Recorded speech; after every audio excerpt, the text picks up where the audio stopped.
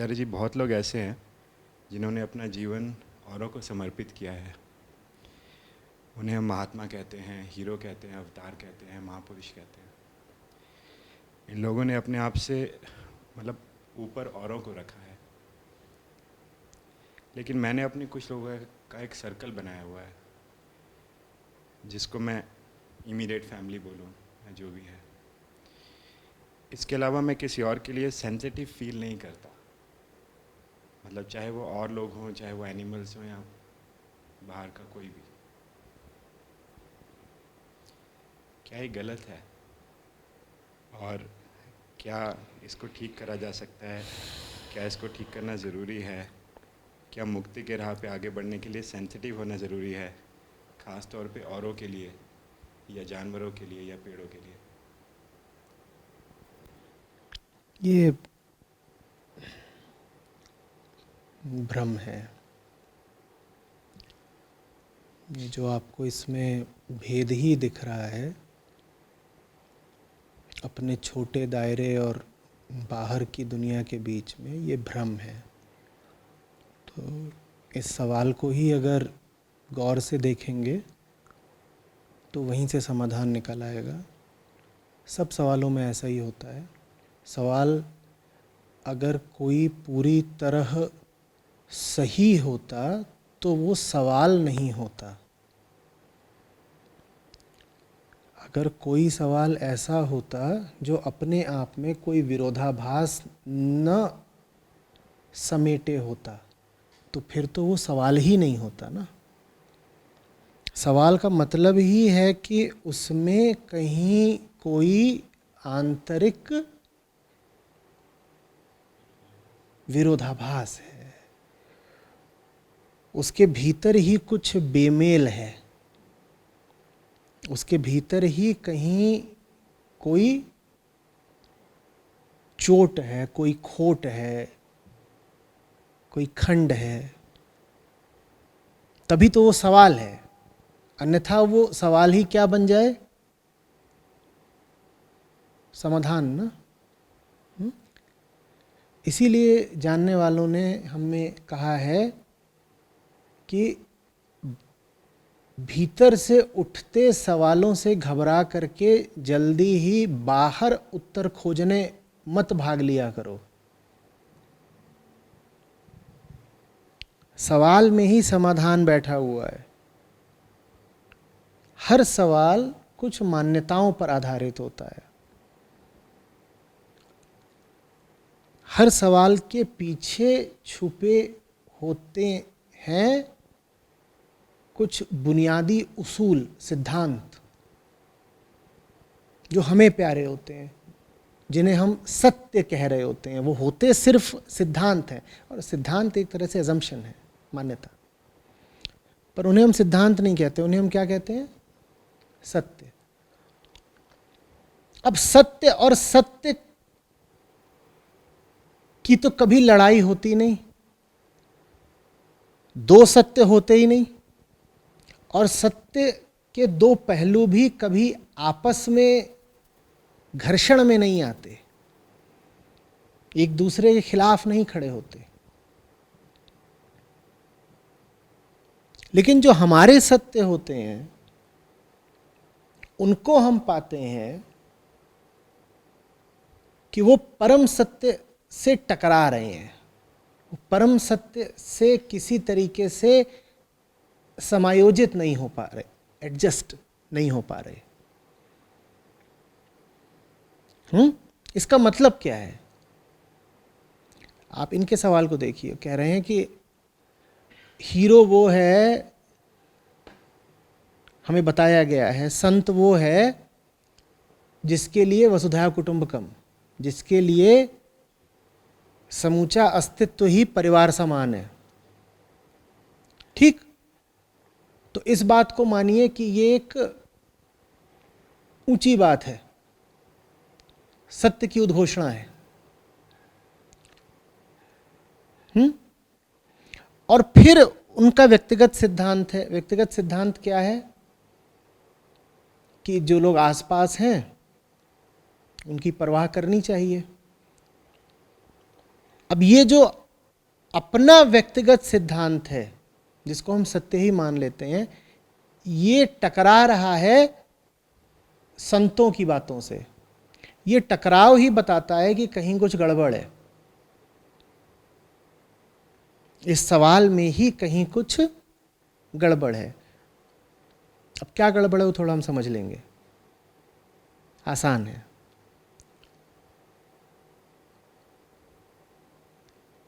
इसका अगर कोई सस्ता समाधान निकालना हो, जो समस्या आप बता रहे हैं उसका कोई सस्ता समाधान निकालना हो, तो तुरंत क्या कहा जा सकता है कि नहीं भाई तुम गलत काम कर रहे हो, तुम सिर्फ अपने परिवार की परवाह कर रहे हो, ये तो स्वार्थ हो गया, क्षुद्रता हो गई। तुम्हें क्या करना चाहिए? तुम्हें पूरी दुनिया की परवाह करनी चाहिए। ये सलाह मैं आपको बड़ी आसानी से दे सकता हूं, और जब मैं ये सलाह दूंगा तो कोई नहीं कहेगा कि आचार्य जी आपने कोई गलत बात बोल दी, क्योंकि ये बात हम बचपन से ही सुनते आ रहे हैं ना, कि एक अच्छा नागरिक, एक अच्छा इंसान, और खास तौर पर एक अच्छा आध्यात्मिक इंसान कौन होता है? लव दाई नेबर, जो अपने घर के जैसा ही मानता है अपने पड़ोसी के घर को। दूसरों के साथ वो व्यवहार ना करो जो तुम्हें अपने लिए पसंद नहीं। सुनी है ना ये सीख?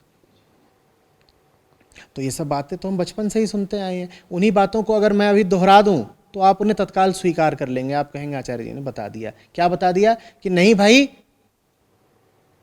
हिमांशु, कि नहीं भाई हिमांशु,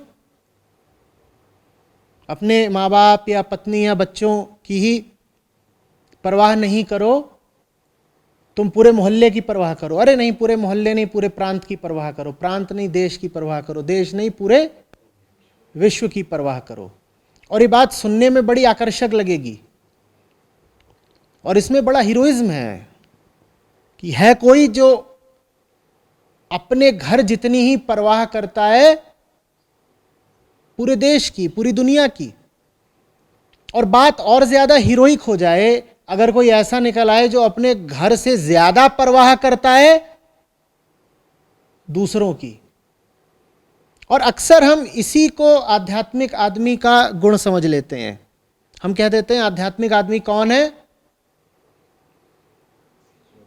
जो अपने वालों को तो सबको त्याग देता है। अपने माने जिनके साथ पला बढ़ा, जिनसे खून का नाता है, जिनके साथ अतीत में जुड़े रहे हो।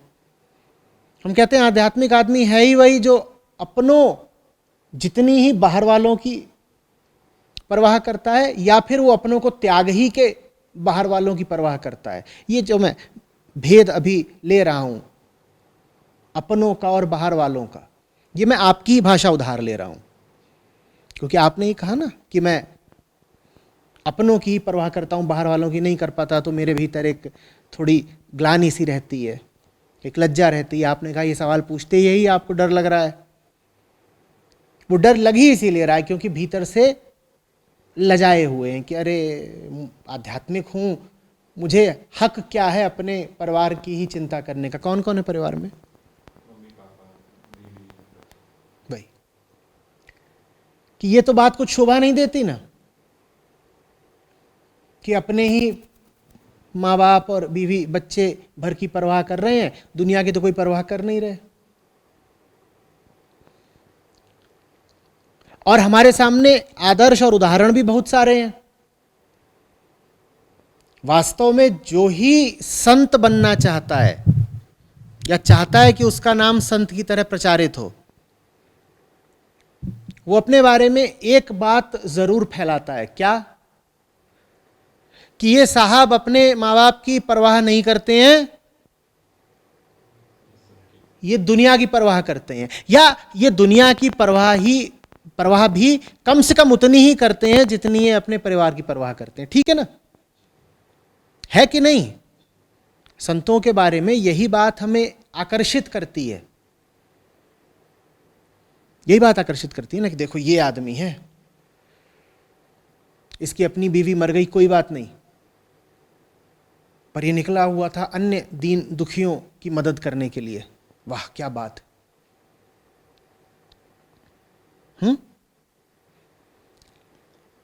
लोचा है, कहीं कुछ गड़बड़ है।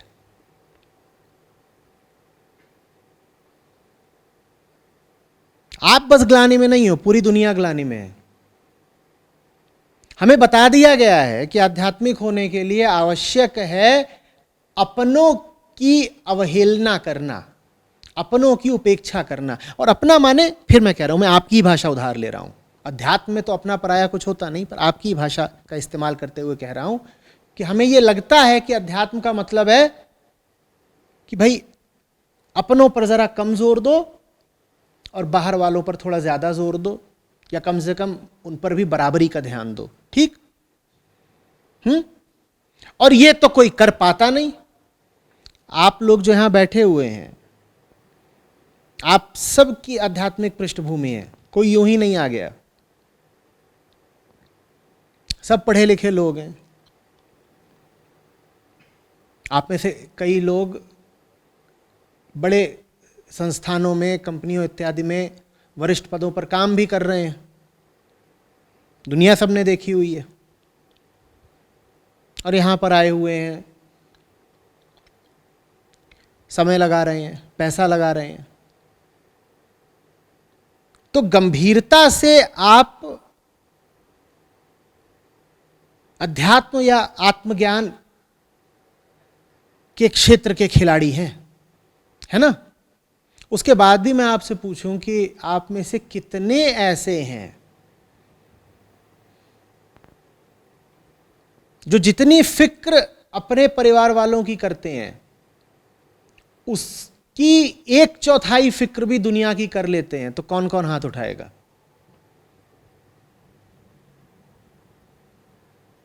चलो अब इसी बात को मैं जरा और धरातल पर ले आता हूं, जमीनी बना देता हूं, तथ्यों को जांच लेते हैं, आंकड़ों को। अभी यहां पर अगर 20 लोग बैठे हैं तो 4 जनों ने हाथ उठाया कि हमें ऐसा लगता है कि हम जितनी फिक्र अपनों की करते हैं उसकी 1/4 फिक्र तो दुनिया की कर ही लेते हैं। ठीक, इसको अब आंकड़ों में जांचें। अभी 4/20 है, मैं देखना चाहता हूं ये 4/20 भी बचेगा कि नहीं।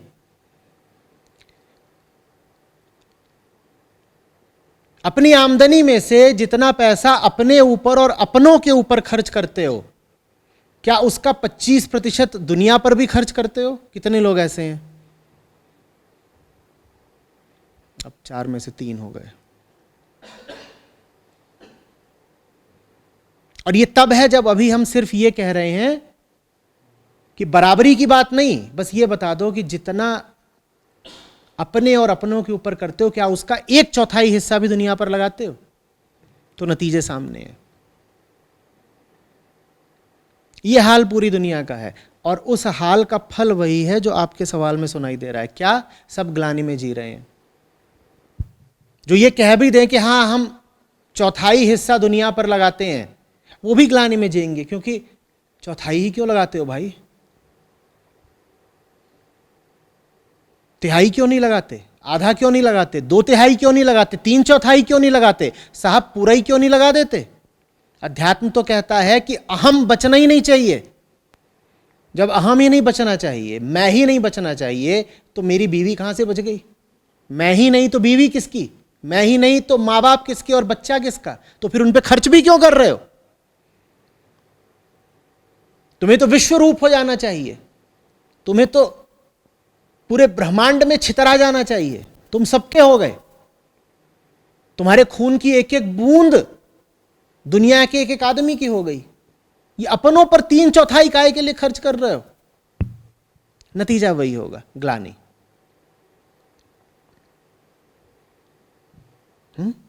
और ये ग्लानि काम किसके आएगी? ग्लानि का अर्थ क्या होता है? मैं छोटा हुआ।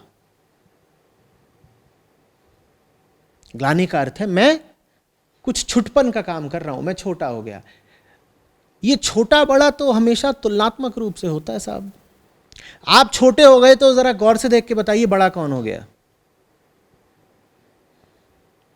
अगर आप अपनी ही नजरों में छोटे हो गए कि मैं तो छोटा आदमी हूं, देखो मैं अपने परिवार से इतना जुड़ा हुआ हूं, मैं तो छोटा आदमी हूं। जो परिवार से जुड़ जाए इतना, वो छोटा हो जाता है। जो परिवार से जुड़ने के कारण छोटा हो गया, उसने बड़ा किसको घोषित कर दिया? उन सब लोगों को जो परिवार इत्यादि छोड़ करके, अपनों को छोड़ करके, या कम से कम अपनों को छोड़ने की घोषणा करके, अपनों को छोड़ने का प्रदर्शन करके सार्वजनिक रूप से, सामाजिक रूप से प्रतिष्ठित हो गए हैं। वो बड़े हो गए ना, कि ये हमारे स्वामी जी हैं या ये हमारे नेता हैं, और इनकी कीर्ति ही इसी बात की है कि इन्होंने माँ बाप अपने छोड़ दिए, अपनी बीवी छोड़ दी। वाह! आप देख रहे हो क्या हो रहा? आप अपनी नजरों में गिर करके किसी और को महान बनाए दे रहे हो। ये बात समझ में आ रही है? अब जो बात व्यवहारिक है उसको समझिए, और मैं व्यवहारिक शब्द पर इसलिए जोर दे रहा हूं क्योंकि अध्यात्म सिद्धांतों के संकलन का नाम नहीं है। अध्यात्म इसलिए होता है ताकि जीवन में वास्तविक और व्यवहारिक उन्नति आए। आपने बस ज्ञान इकट्ठा कर लिए, कुछ उसूल, कुछ सिद्धांत इकट्ठे कर लिए, तो आप आध्यात्मिक नहीं हो गए। आपकी जिंदगी में निखार आया तो अध्यात्म आपके काम आया। तो व्यवहारिक बात करेंगे। व्यवहारिक बात यह है कि आप जहां बैठे हो, शुरुआत आपको वहीं से करनी पड़ती है। हाड़ मास के पुतले हो आप। समय और स्थान में आप अवस्थित हो। You are located in space and time.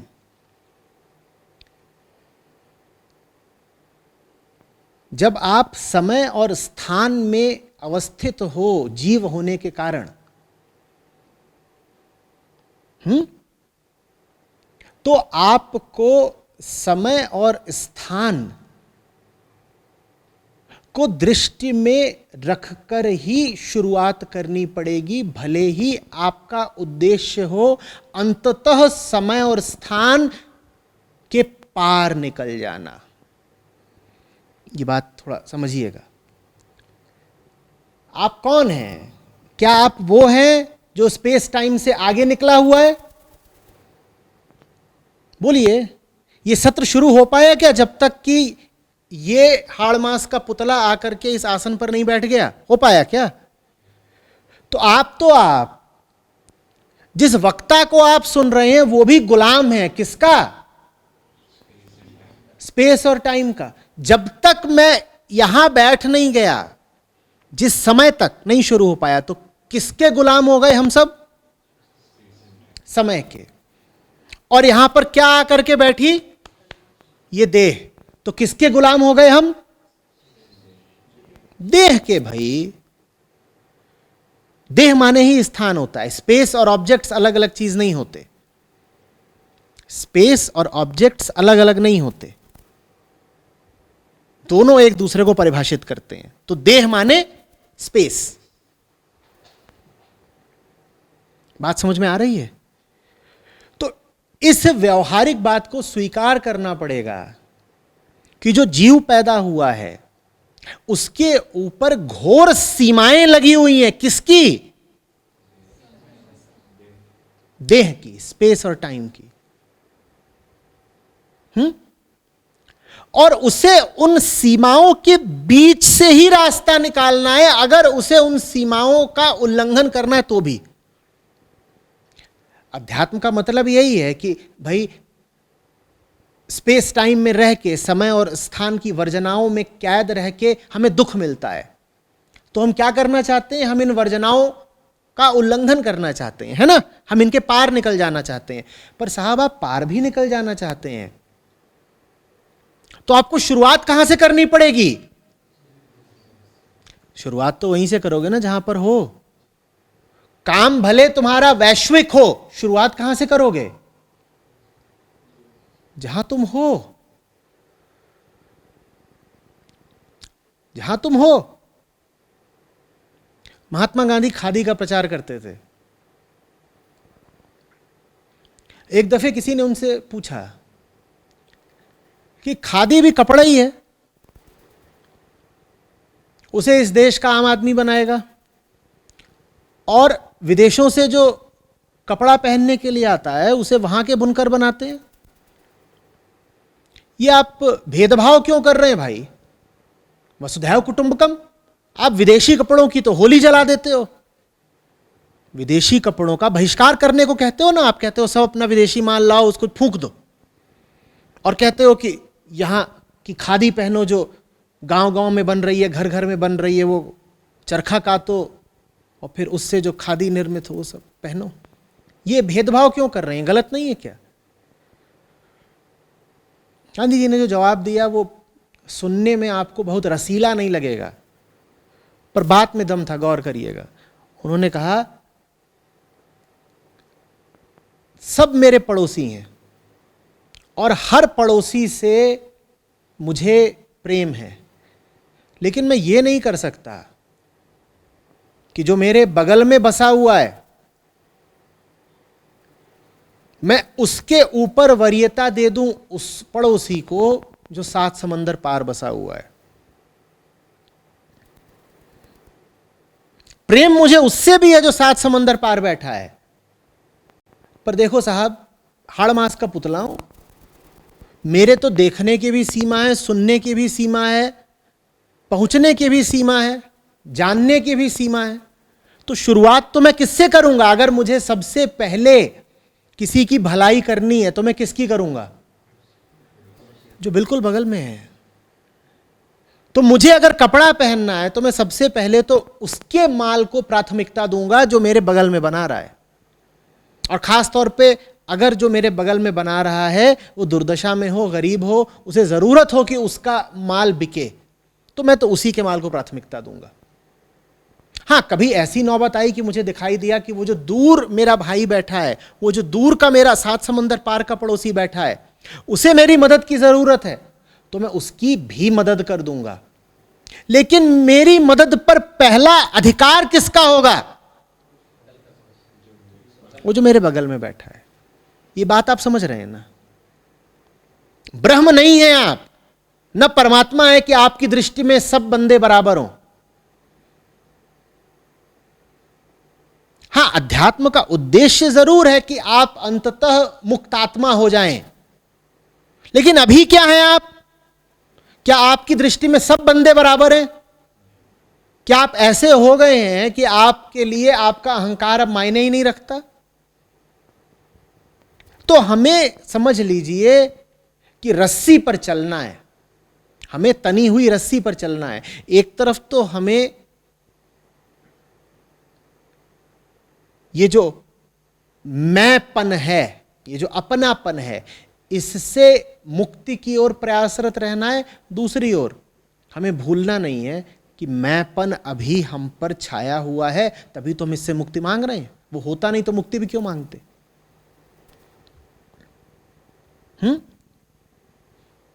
तो लक्ष्य यही रखना है कि पूरी दुनिया का कल्याण हो। लक्ष्य यही रखना है कि पूरी दुनिया का कल्याण हो। और पूरी दुनिया में फिर पूरी दुनिया के इंसान ही नहीं आते, उसमें सब जीव जंतु आते हैं, फिर उसमें कीड़े मकोड़े भी आ गए, फिर उसमें नदी पहाड़ भी आ गए, और फिर उसमें यही क्यों कहें कि पृथ्वी भर के ही जीव जंतु आते हैं, अखिल ब्रह्मांड आ गया उसमें। लक्ष्य यही है कि सबका कल्याण हो। लेकिन भैया शुरुआत कहां से करोगे? बोलो। अमेजन में भी आग लगी हुई है और तुम्हारे मोहल्ले में भी आग लगी हुई है, किसको बुझाने जाओगे? क्योंकि हम गुलाम हैं, जैसे हम हैं, हम गुलाम हैं किसके? स्पेस टाइम माने कि शरीर के। तो शुरुआत तो उसी से करोगे ना जो तुम्हारे आसपास है।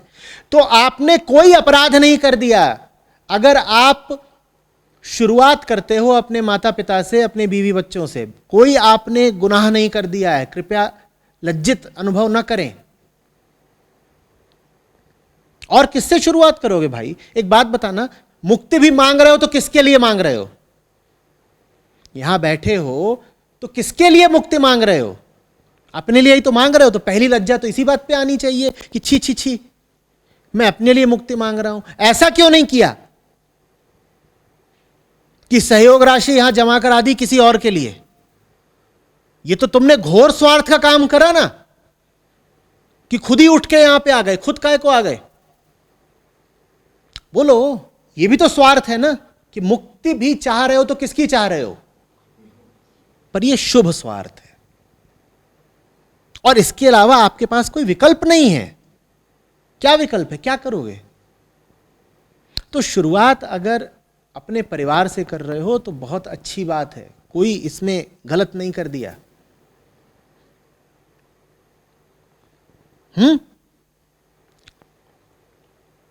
प्रसन्न मत हो जाइए जल्दी से, बात अभी है आगे। और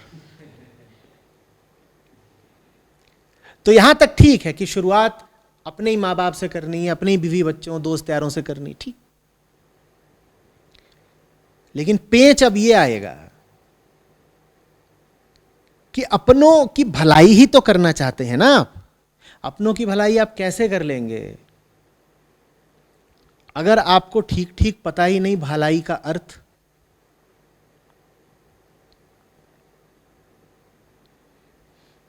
अब यहां पे कहानी मोड़ लेती है। पहले तो मैंने ये कह दिया कि कोई बात नहीं, चलो अपनों की भलाई कर लो, तुम और करोगे भी क्या? कोई विकल्प ही नहीं।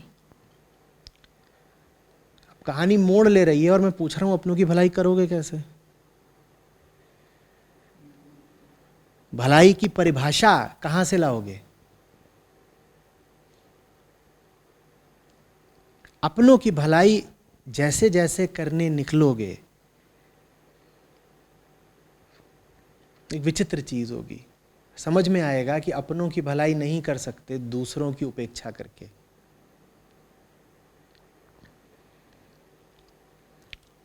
एक मां है, वो अपने बच्चे की भलाई चाहती है, और अगर वो वास्तविक भलाई चाहती है, समझदार मां है, तो उसको समझ में आएगा कि जब तक वो अपने बच्चे को और दुनिया को दो अलग अलग इकाइयां समझ रही है, तब तक बच्चे की भलाई हो ही नहीं सकती। जितनी उसकी समझ बढ़ती जाएगी, उतना उसको दिखने लगेगा कि अगर अपनों की भलाई करनी है तो बाहर वालों की करनी पड़ेगी।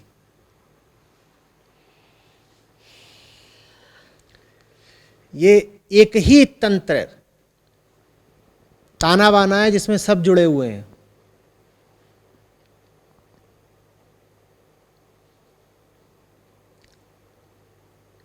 अलग हम रह नहीं सकते। प्रदूषण बहुत हो गया है हवा में। ठीक है, अपने बच्चों को सिखा दो, अपने बच्चों को सिखा दो कि तुम्हारे फेफड़े खराब हो जाएंगे, तुम्हारी उम्र घट जाएगी, तुम्हें इतनी बीमारियां हो जाएंगी,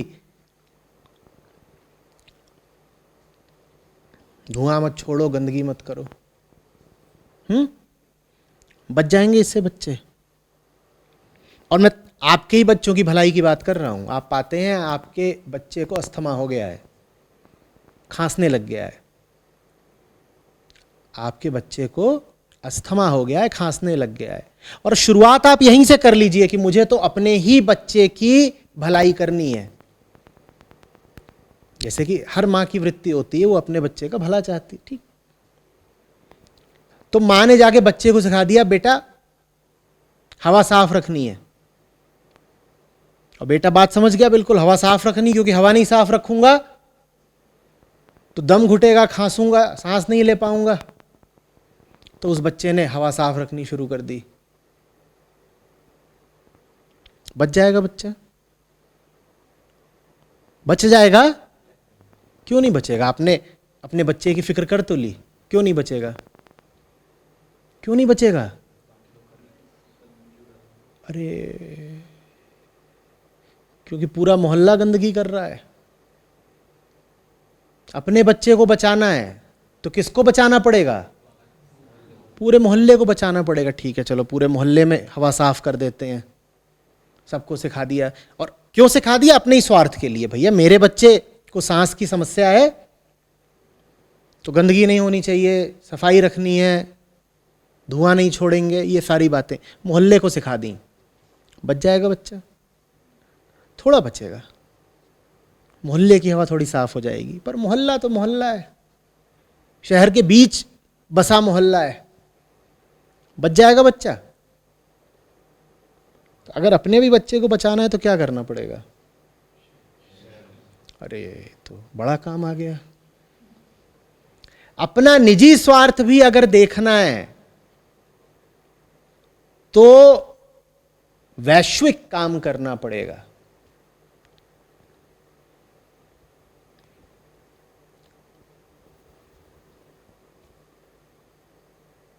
हम सब बहुत जुड़े हुए लोग हैं। और अभी तो मैंने बहुत स्थूल उदाहरण लिया उस हवा का जिसको हम अपने फेफड़ों में लेते हैं। अभी मैंने उन प्रभावों की तो बात ही नहीं करी जिनको हम अपने दिमाग में लेते हैं। तुम अपने बच्चे में बहुत अच्छे अच्छे संस्कार भर दो और वो जी रहा है एक घटिया लफंगे समाज में, बचा लोगे अपने बच्चे को? बोलो। मैं कह रहा हूं तुम बिल्कुल साधारण मान लो मां हो कि बाप हो। साधारण माँ बाप कौन होते हैं? जिन्हें सिर्फ अपने बच्चों से मतलब होता है। कहते हैं मेरी दुनिया कायम रहे और बाकी सब जाएं भाड़ में। तुम्हें अगर अपनी दुनिया भी कायम रखनी है तो बताओ कैसे कायम रख लोगे अगर ये जो बाहर बड़ी दुनिया ये भाड़ में जा रही है? बाहर पूरी जो दुनिया है अगर जा रही है रसातल में, राक्षसी होती जा रही है, लुच्ची होती जा रही है, तुम्हारा बच्चा बचेगा? बोलो, बचा के दिखा दो।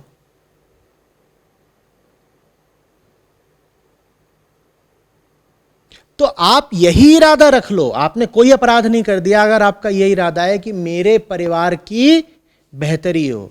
लेकिन अगर आपका यही इरादा भी है कि आपके परिवार की बेहतरी हो तो आप पाएंगे कि आपको पूरी दुनिया की बेहतरी करनी पड़ेगी, क्योंकि आपका परिवार और दुनिया बड़ी गहराई से आपस में जुड़े हुए हैं।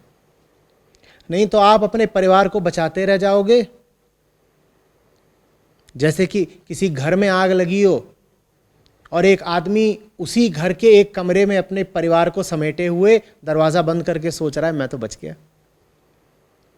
घर में आग लगी हुई है और आपने अपने परिवार को समेट के कमरे में बंद कर लिया है और उसमें एसी चला दिया। भाई आप अपने परिवार के बड़े प्रेमी हो, दीवारें तप रही थी तो आपने क्या करा?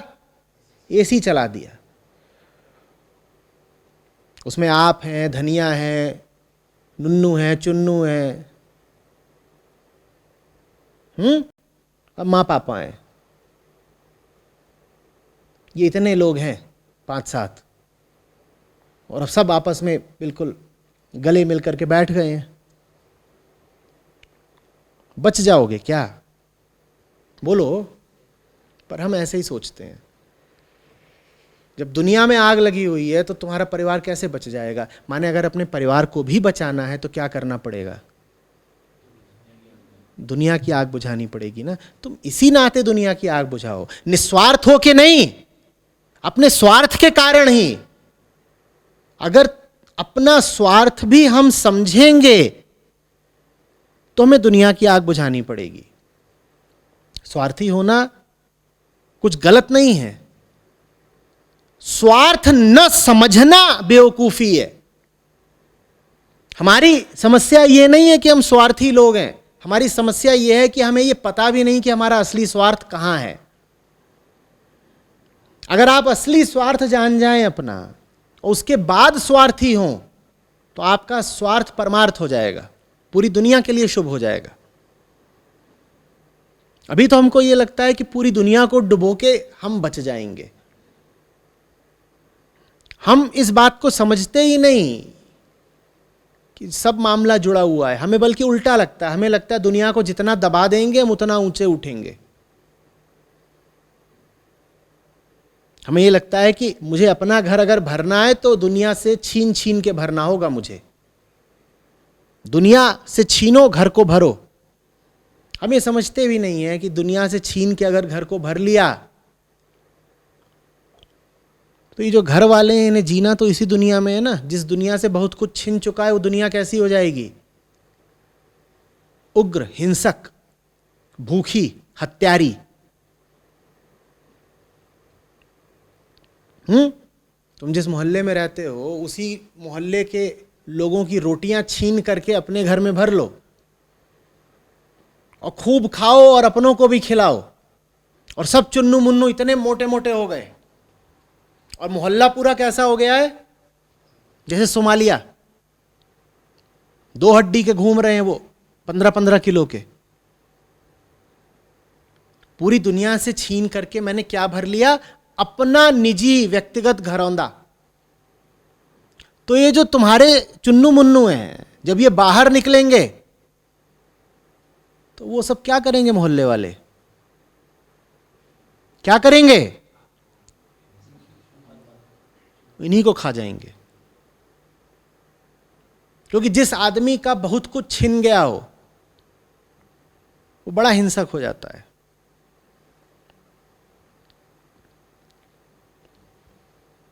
अगर अपनों की भी सुरक्षा चाहते हो तो एक सुरक्षित दुनिया खड़ी करनी पड़ेगी ना।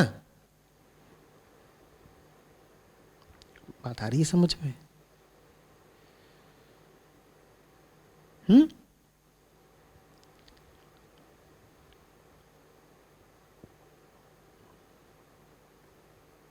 और प्रेम में एक बड़ी खास बात होती है,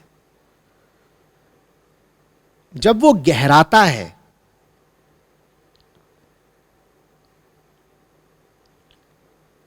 तो फिर वो देह देखना बंद कर देता है। शुरुआत उसकी देह से ही होती है। क्योंकि हम देह से बंधे हुए लोग हैं, इसीलिए हम जब भी किसी से प्रेम करते हैं तो शुरुआत तो देह से ही होती है। लेकिन जब प्रेम गहराता है तो देह देखना बंद कर देता है या कम कर देता है। और जैसे ही प्रेम देह देखना कम करता है वैसे ही देह के आधार पर भेद करना कम कर देता है। उसके बाद आप ये नहीं कहते कि मुझे इस देह से प्रेम है। देह का महत्व तो घटता जाता है। उसके बाद आप नहीं कहते मुझे इस देह से प्रेम है, आप बस कहते हैं मुझे प्रेम है। और जब प्रेम है और देह नहीं देखी जा रही तो प्रेम किसके लिए हो जाएगा? सबके लिए हो जाएगा। जब देह देखी जा रही है प्रेम में तो यह प्रेम निश्चित रूप से कैसा रहेगा? सीमित रहेगा। किसके लिए? उस एक देह के लिए जिसको वो देख रहा है। लेकिन करोगे क्या? शुरुआत तो देह वाले प्रेम से ही करनी पड़ेगी। बात समझ में आ रही है?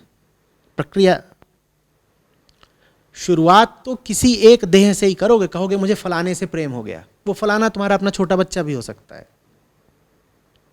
मुझे फलाने से प्रेम हो गया, शुरुआत ऐसे ही होगी। लेकिन अगर प्रेम के पीछे नीयत साफ है और प्रेम गहरा रहा है तो उसमें देह का स्थान कम होता जाएगा, कम होता जाएगा, कम होता जाएगा। शुरुआत हुई थी देह से प्रेम हो गया और आगे बढ़ते जाओगे तो क्या बचता जाएगा? प्रेम हो गया। देह दिखनी कम कम और कम होती जाएगी। और जब देह दिखनी कम होती जाएगी तो प्रेम अब किसी एक खास देह के लिए नहीं हो सकता। अब प्रेम किसके लिए है? अब वो बढ़ता जाएगा, दायरा व्यापक होता जाएगा। अब ये नहीं कहोगे कि उससे प्यार करता हूं, अब बस कहोगे प्यार करता हूं। अब कैसे तुम बर्दाश्त कर लोगे कि तुम्हारा बच्चा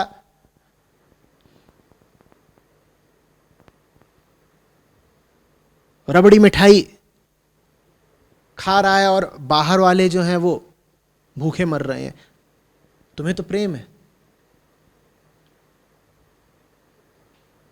और अब ये बात साहस की नहीं रह जाएगी, ना बलिदान की रह जाएगी, ना अध्यात्म की रह जाएगी, ये बात सहज हो जाएगी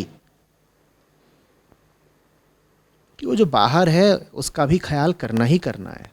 अब ये नहीं कर पाओगे कि घर में कुत्ता पाला है और उसको मुर्गा खिलाते हैं। बहुत लोग होते हैं जो कुत्ता वगैरह पालते हैं, वो उसको पिडिग्री वगैरह ला के देते हैं, और वो काहे से बनती है पिडिग्री? मुर्गे से बनती है। अब ये नहीं कर पाओगे कि एक जानवर पाला हुआ है जिसको कह रहे हो मेरा निजी जानवर है, और उस जानवर को क्या खिला रहे हो? दूसरा जानवर। अब ये नहीं कर पाओगे।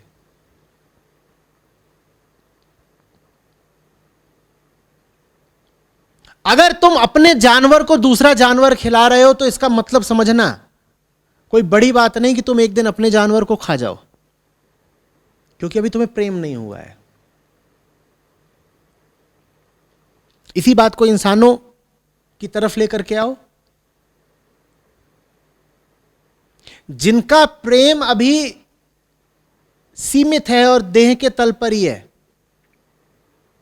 कुछ खास विशिष्ट व्यक्तियों तक ही केंद्रित है, सीमित है, उनका प्रेम उन चंद खास सीमित व्यक्तियों पर भी भारी पड़ेगा। इसीलिए आमतौर पे जो हमारा प्रेम होता है वो किसी को भी फलता नहीं, किसी के लिए भी अच्छा होता नहीं। बाहर वालों की तो उपेक्षा कर ही देते हैं प्यार में। भाई मुझे प्यार हुआ है, किससे हुआ? ये 3 लोगों से है। तो जो बाहर वाले हैं उनकी तो उपेक्षा करनी ही है, उपेक्षा ही नहीं करनी। इन 3 लोगों के हित के लिए अगर जरूरत पड़ी तो मैं बाहर वालों से छीना झपटी भी कर लूंगा। अपना परिवार चलाने के लिए मैं बाहर वाले को लूट लूंगा। अपनी बीवी को गहने देने हैं, लड़के को विदेश भेजना है, बिटिया को डॉक्टर बनाना है, तो दफ्तर में मैं सबसे घूस लूटूंगा। पूरी दुनिया को लूट रहा हूं, किन लोगों के लिए? 3-4 लोगों के लिए। जो ऐसे जी रहे हैं उनका समझ लेना कि वो उन 3-4 लोगों के लिए भी अच्छे नहीं होंगे। जो आदमी दुनिया को लूट करके अपना घर भरता है वो आदमी अपने भी घर का दुश्मन है। ये बात सुनने में विरोधाभासी लगेगी, आप कहेंगे कैसे? वो तो दुनिया को लूट के अपना घर भर रहा है ना। उसका घर चलेगा नहीं। उसको अगर हित वास्तव में पता होता और प्रेम वास्तव में पता होता तो दुनिया को नहीं लूटता। अगर वो दुनिया को लूट के अपना घर भरता है, इसका मतलब वो अंधेरे में है, अज्ञान में है, और प्रेम वो जानता नहीं। जब प्रेम वो जानता नहीं तो अपने लोगों से भी उसका रिश्ता कैसा है?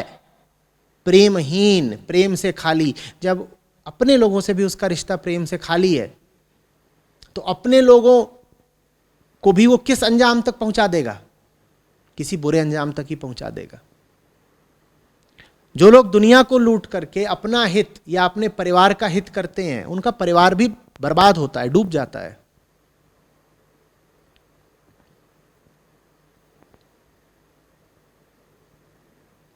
बात आ रही है समझ में? तो 2 बातें कही मैंने। एक और तो मैं ये नहीं कह रहा हूं कि हीरो बन जाओ, तथाकथित संत महात्माओं जैसे हो जाओ, कि घर का परित्याग कर दिया है और अब हम निकले हैं विश्व कल्याण के लिए। छोड़ो बेकार की बात।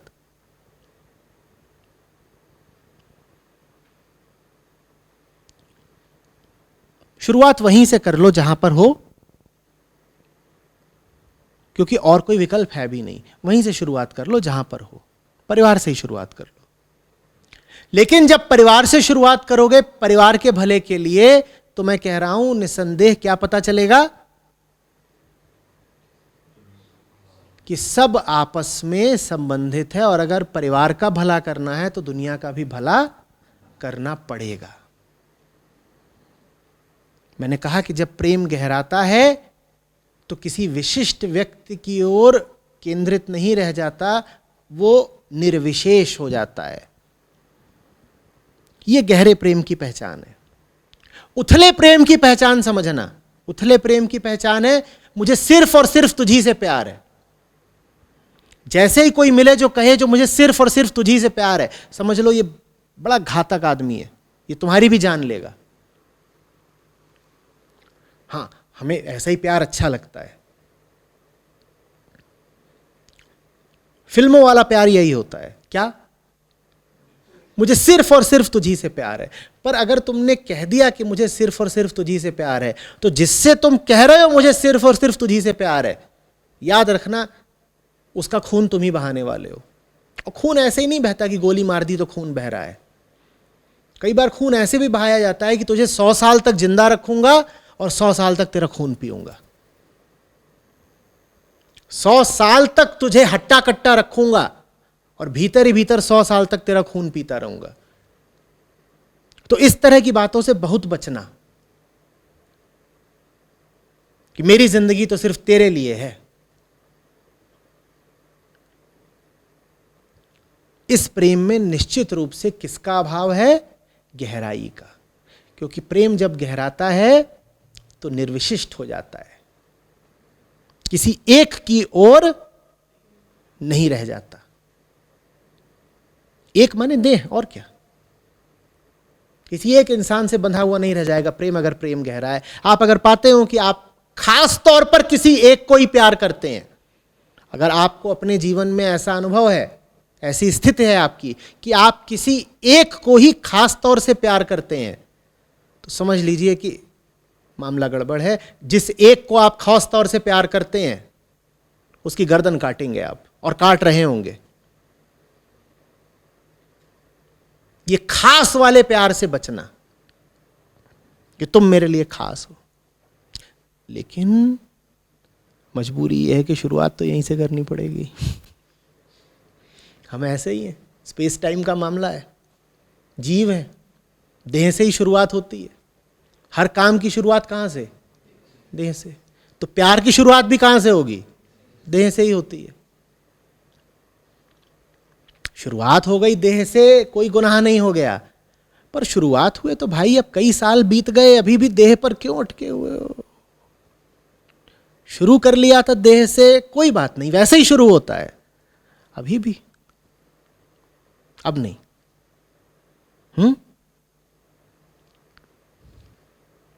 आ रही बात? प्यार में भी कुछ प्रोग्रेस होनी चाहिए ना। जब जिंदगी में हर चीज में तरक्की मांगते हो, दफ्तर में भी कहते हो कि प्रोन्नति हो, प्रमोशन मिले, तो प्यार में प्रमोशन नहीं चाहते। प्यार में प्रोन्नति का यही मतलब होता है कि पहले हमें तुम में क्या दिखाई देती थी, वो एंट्री लेवल प्यार था। जैसे एंट्री लेवल जॉब होती है ना, स्थूल, ग्रॉस, और फिर तरक्की होती गई। अब देह जरा कम दिखाई देती है। फिर प्यार कैसा हो जाएगा? व्यापक, एक्सपेंसिव। और जब तक वो एक ही देह की तरफ लक्षित था, तब तक वो कैसा रहेगा? क्षुद्र, कंटेन्ड, सीमित।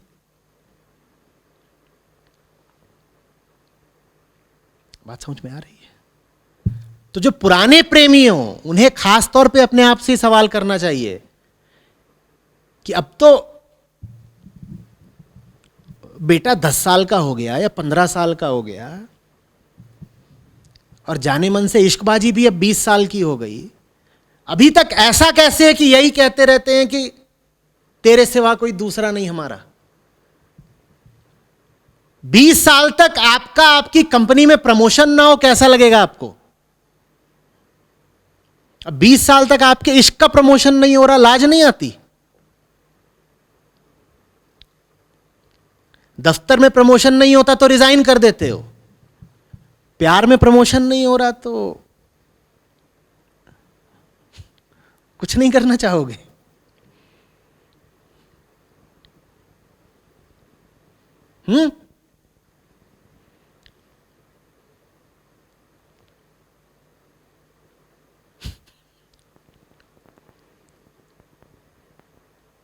आ रही बात समझ में?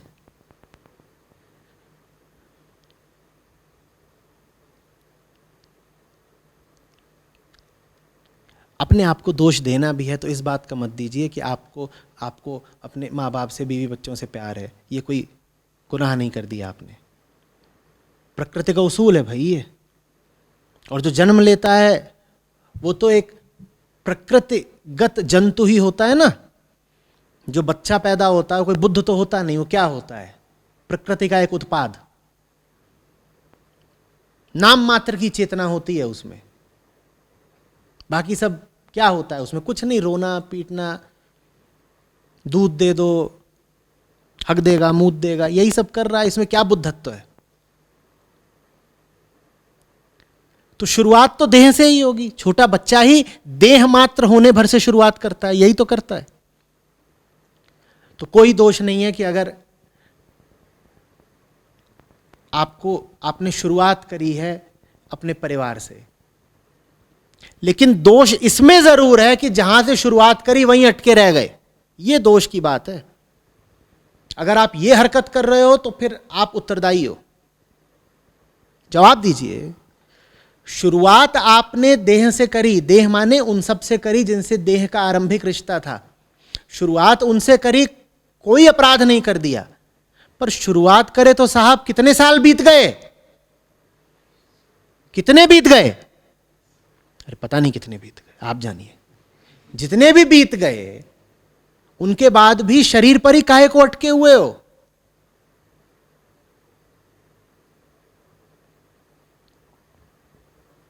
अब तो बहुत आगे बढ़ जाना चाहिए था ना, कि नहीं बढ़ जाना चाहिए था? आगे बढ़ो।